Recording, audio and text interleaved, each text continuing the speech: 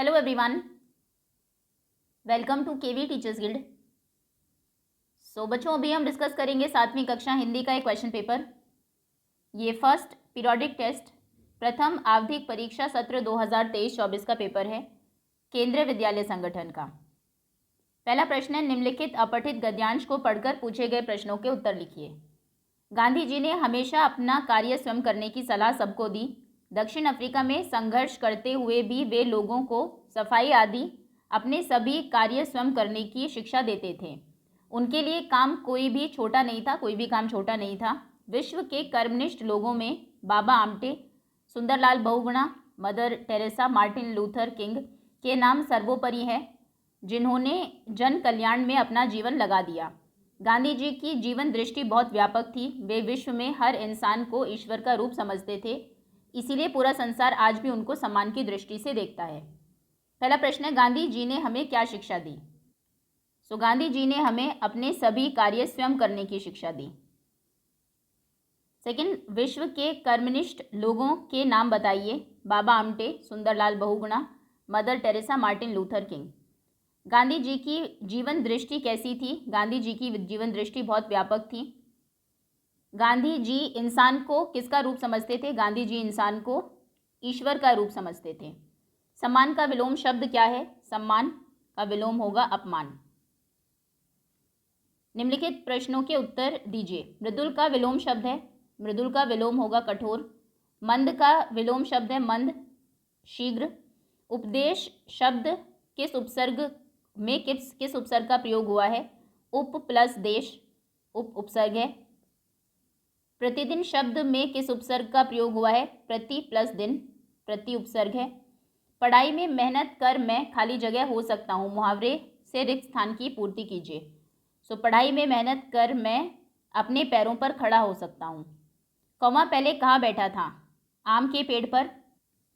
नहाकर लौटते समय दादी माँ लेखक के लिए क्या लेकर आई थी? चबूतरे की मिट्टी। निम्नलिखित में से किन्हीं 4 प्रश्नों के उत्तर दीजिए। पक्षी उन्मुक्त रहकर अपनी कौन कौन सी इच्छाएं पूरी करना चाहते हैं?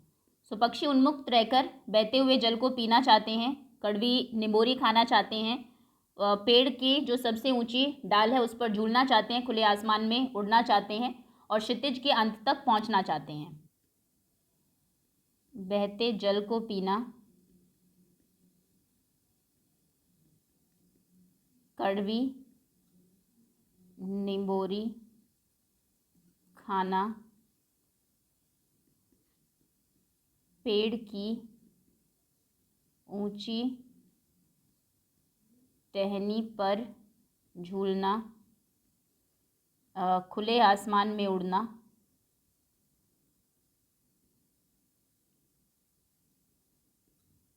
और क्षितिज तक पहुंचना,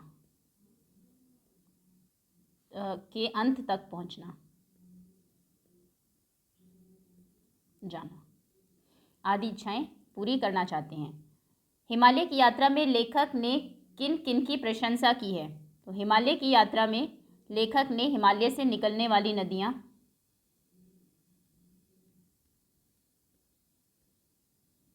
निकलने वाली नदियों की, वहाँ की जो बर्फीली चोटियां हैं, बर्फीली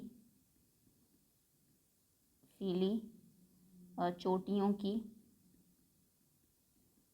और वहाँ पर पाए जाने वाले वृक्षों की,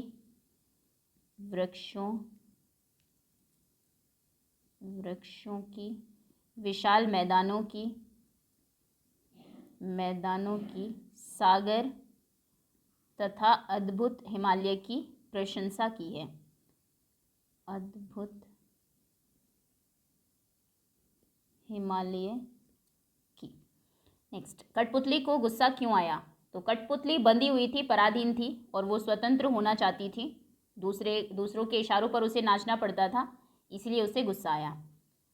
कठपुतली को गुस्सा इसीलिए आया क्योंकि वह धागे में बंधी हुई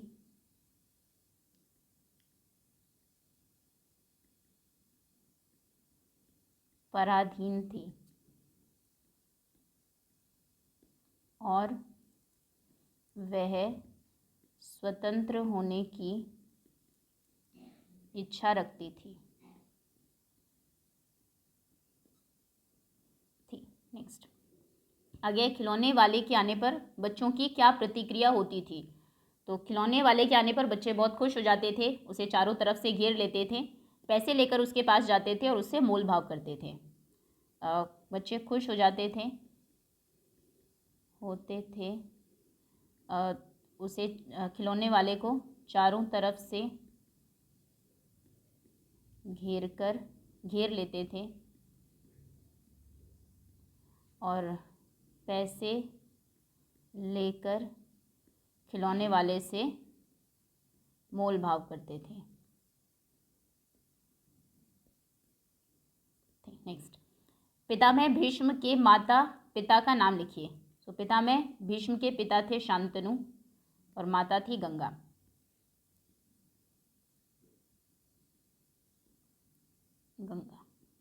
नेक्स्ट, 5 दिनों के अवकाश के लिए प्रधानाचार्य जी को आवेदन पत्र लिखिए।